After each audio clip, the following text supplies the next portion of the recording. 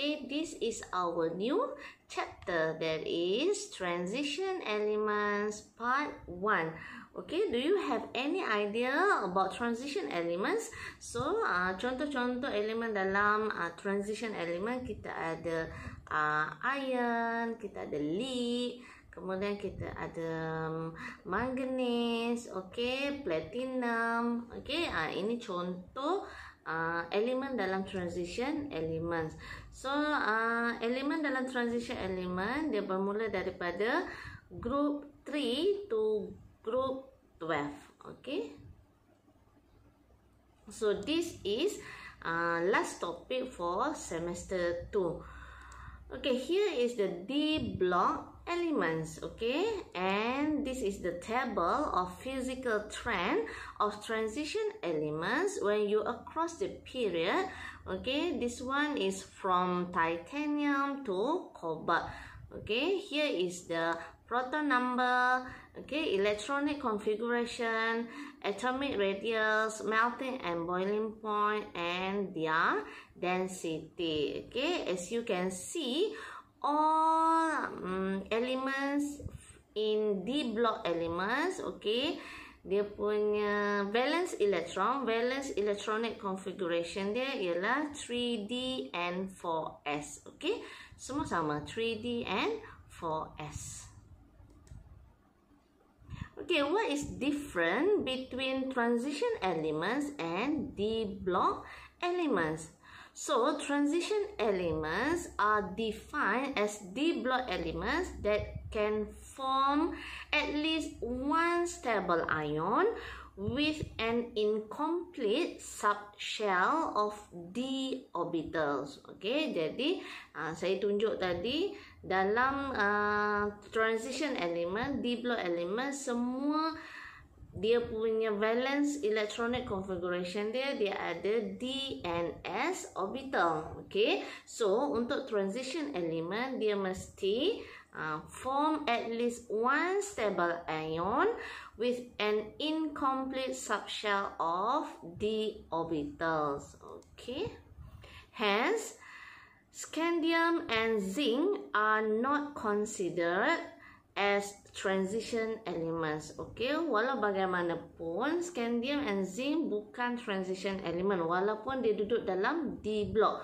Okay, apa itu D block? D block element ialah elemen yang their valence electron occupy the D orbitals. Okay, so dalam D block elements tu dia punya valence electron semua occupy, berada dalam D orbitals. Okay, tapi bukan semua elemen dalam D block itu adalah transition elements. Okay, dan itu adalah scandium and zinc.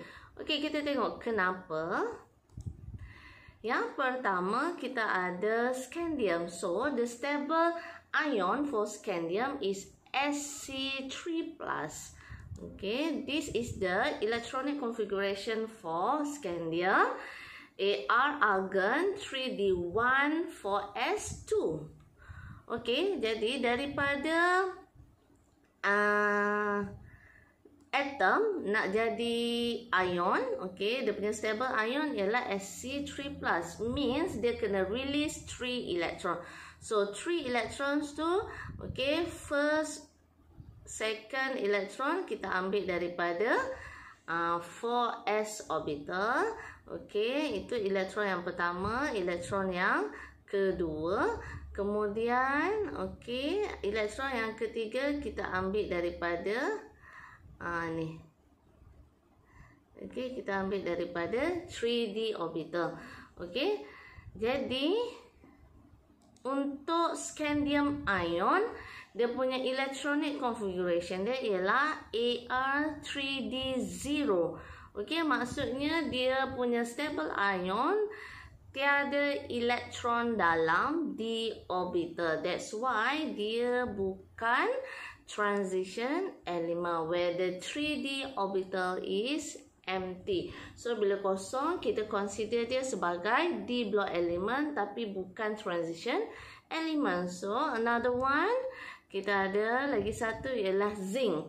Okay, situation untuk zinc pula. Zinc ni dia punya stable ion ialah Zn2+. Okay, jadi dia akan release 2 elektron. Okay, ini ialah electronic configuration untuk zinc atom. So, daripada zinc atom, dia akan release 2 elektron daripada 4s orbital. Okay, so it becomes zinc 2+, argon 3d10. So 3d10 means, okay, semua orbital dalam zinc ion is fully filled with electron. Okay, that's why untuk zinc kita tak consider dia sebagai transition element. Dia adalah D block element. Okay, bukan transition elements. Okay, next general properties. Okay, ini adalah ciri-ciri yang biasa untuk transition elements. Okay, first we have variable oxidation state. So oxidation state dia boleh jadi positive 2, positive 3. Okay, kita ada Fe2+, okay, kita ada Fe3+, okay. So elemen yang sama dia boleh ada lebih daripada satu oxidation state. Okay, next catalytic properties. Okay, biasanya macam platinum, okay, nickel, ini yang selalu digunakan untuk bertindak sebagai catalyst. Next, color compound. Okay, color compound contoh untuk Cu2+, okay, dia berwarna blue. Okay, dia ada warna. Setiap ion tu warnanya berbeza. Okay, tak sama. Okay, form complexes. Okay, complexes ni contoh macam hexacyanoferrite 3. Okay, itu complexes. Okay, high density, high melting and boiling point, and hard. Okay, ini adalah general properties of transition elements. So next we move to physical properties of transition element, and first we have atomic radius. Okay, here is the graph untuk atomic radius. Okay, this one ialah group yang bawah ni. Okay, kita start untuk transition element daripada group 3 to group 12. Okay, daripada kumpulan 3 hingga kumpulan 12. Okay, kita boleh tengok tak ada peningkatan yang terlalu ketara. Okay, untuk atomic radius. Okay, dia hanya increase sikit, lepas tu dia decrease sikit, lepas tu dia hampir sama. Okay, kita tengok sini. So, we increase in proton number. Okay, the nuclear charge increases. So, nuclear charge ialah the power, the charge for the nucleus. So, in the nucleus, we have proton and neutron.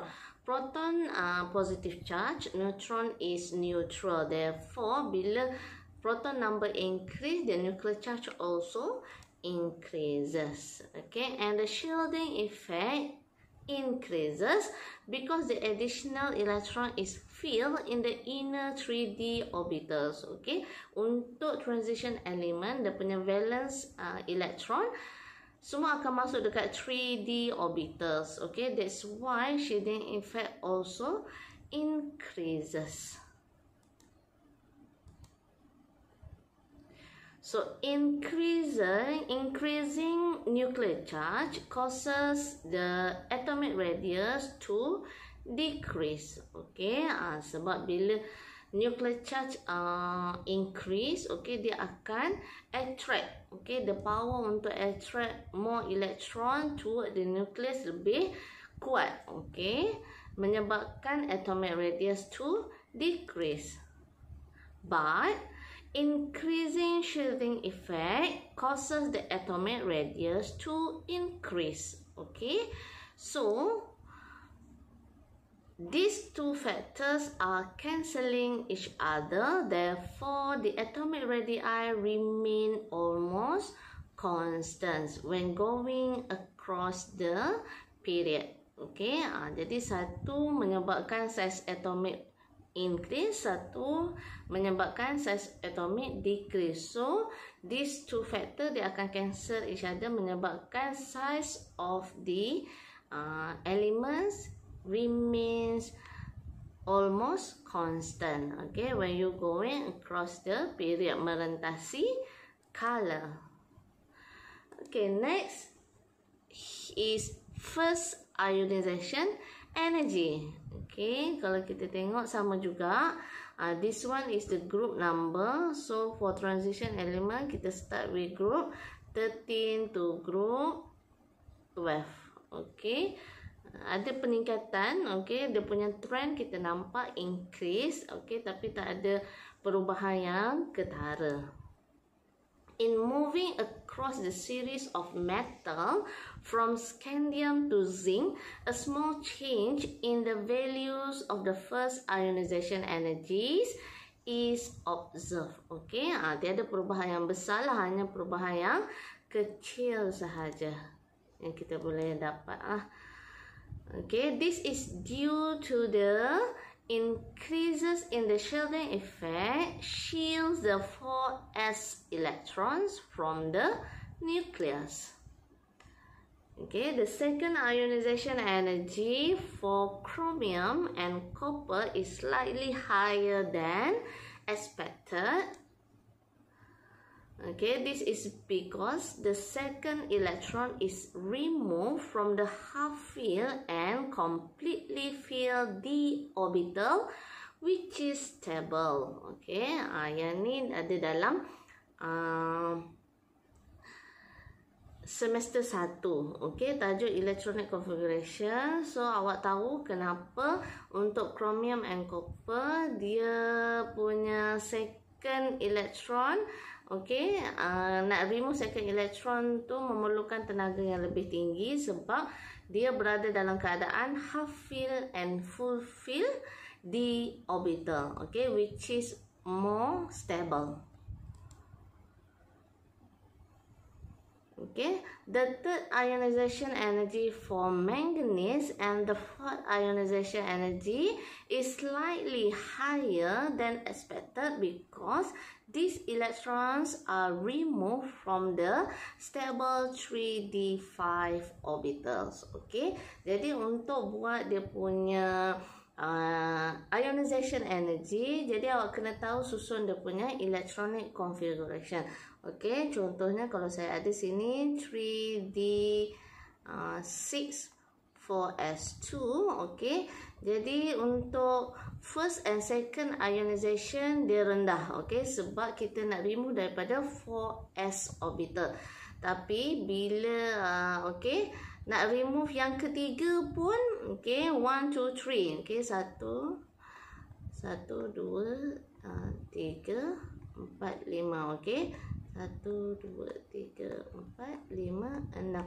So untuk remove yang ketiga pun senang. Okay, sebab kita ambil saja daripada sini. Okay, tapi untuk remove yang keempat, okay, untuk remove elektron yang keempat, dia memerlukan tenaga yang tinggi sebab dia dah berada dalam susunan yang stable. Okay, jadi untuk tentukan dia punya ionization energy is higher or lower, you kena tengok dia punya susunan elektron dalam electronic configuration. Okay, next. Okay, next is density. Okay, sama, you can see the density versus group number. Okay, if we look here, the density for transition element is increased across the period. Okay, the transition elements are much denser than the S block element. So S block element ialah kumpulan 1 dan kumpulan 2. Okay, show a gradual increase in density from scandium to copper. Okay, gradual increase maksudnya penambahan yang berkala. Okay, so this trend in density can be explained by the small and irregular decrease in metallic radii coupled with the relative increase in atomic mass. Okay.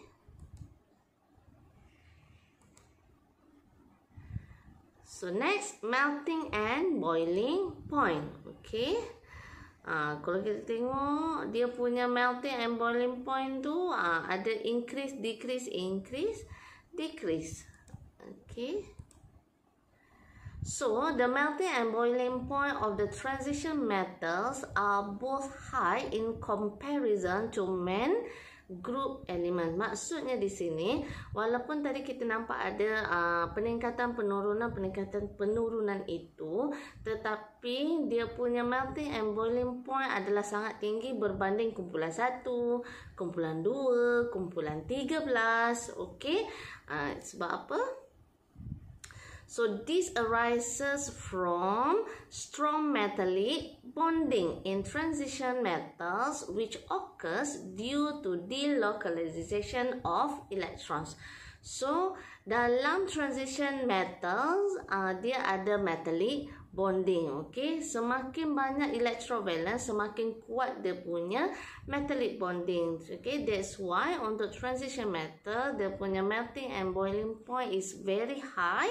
Okay, it's due to the strong metallic bonding. However, the melting point decreases across the period because the electrons in the d orbitals are being paired up and do not participate in metallic bonding. Okay, jadi kita nampak tadi ada penurunan, lepas tu dia naik sikit, dia turun sikit, menunjukkan elektron dalam d orbital is pairing. Okay, jadi dia tak boleh participate dalam metallic bonding. So metallic bonding dia kena ada valence electron yang banyak untuk delocalize. Okay, itu dia metallic bonding. Okay, however dia punya melting and boiling point untuk transition metal adalah tinggi berbanding dengan kumpulan lain, kumpulan 1, kumpulan 2, kumpulan 13. Okay, so kita dah habis untuk part 1. Okay, kita dah bincangkan physical properties of transition elements. Okay, kita dah compare, differentiate between D blocks and transition elements. Okay, see you in the part 2. Bye.